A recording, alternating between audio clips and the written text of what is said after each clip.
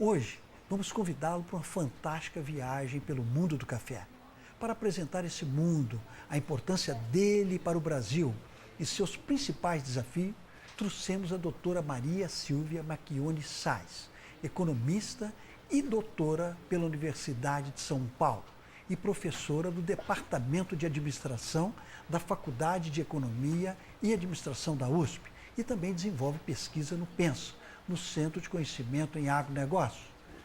Professora Maria Silvia, muito obrigado pela sua participação aqui no Gestão do Campo. Gostaria inicialmente de lhe perguntar, o que é a cadeia produtiva do café? Primeiramente, Mário, eu agradeço muito o convite.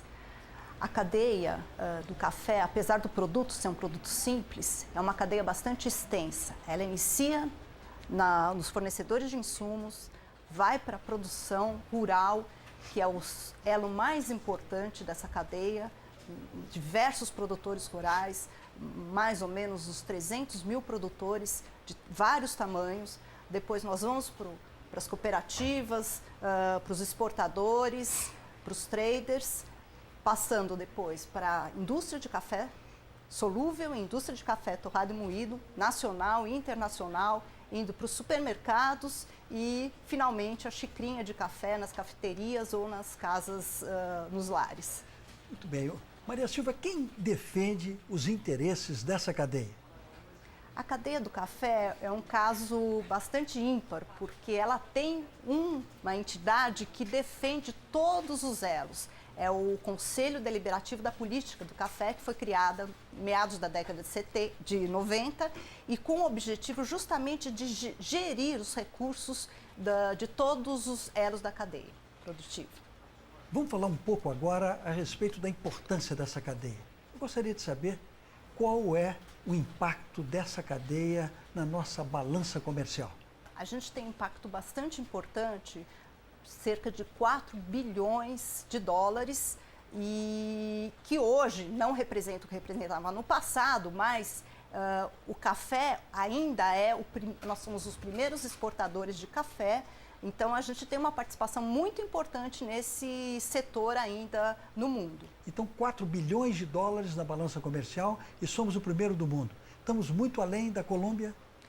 Na verdade, Mário, a Colômbia é o terceiro maior exportador. Nós representamos 30% no mercado, em segundo lugar vem o Vietnã, e é interessante porque o Vietnã na década de 90, no início da década de 90, praticamente não produzia nada, e em terceiro lugar que vem a Colômbia. Muito bem. Dando continuidade ainda ao tema a importância dessa cadeia no contexto brasileiro, eu gostaria de saber qual é a geração de empregos nessa cadeia.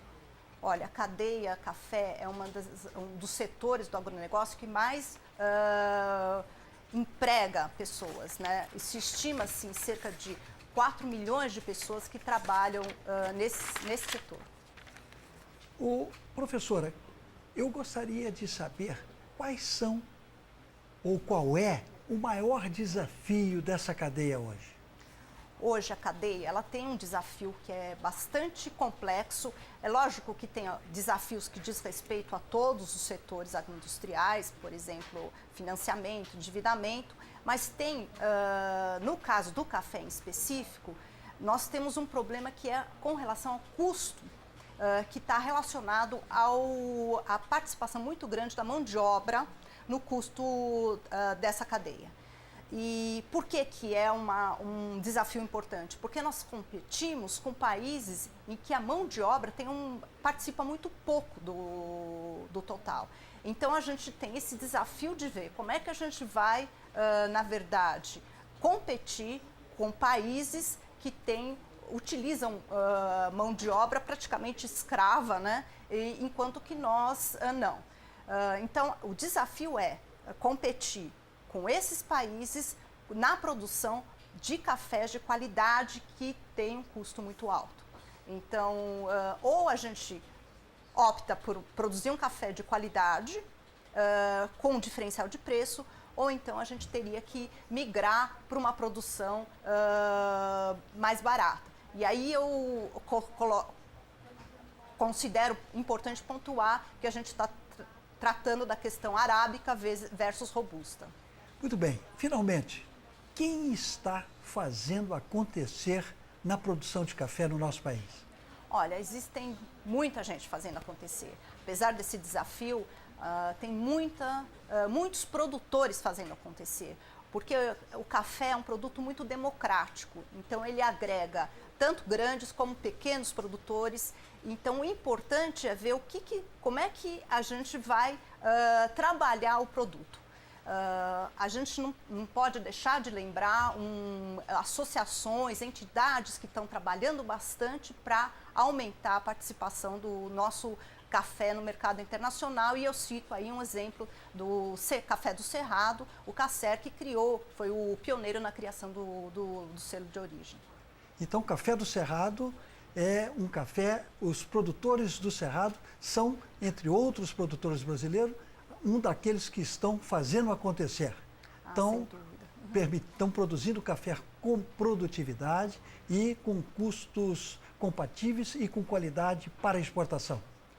O que é interessante é uma questão assim da gestão desses produtores, quer dizer, eles estão indo atrás, né, de capacitação, então se tem um gerenciamento adequado da produção deles. Então isso, sem contar também a questão de contratos com compradores internacionais, então você está indo além da porteira para buscar um incremento do valor do seu produto. Professora, muito grato pela sua participação aqui no nosso Gestão no Campo. Eu que agradeço muito o convite e muito obrigada.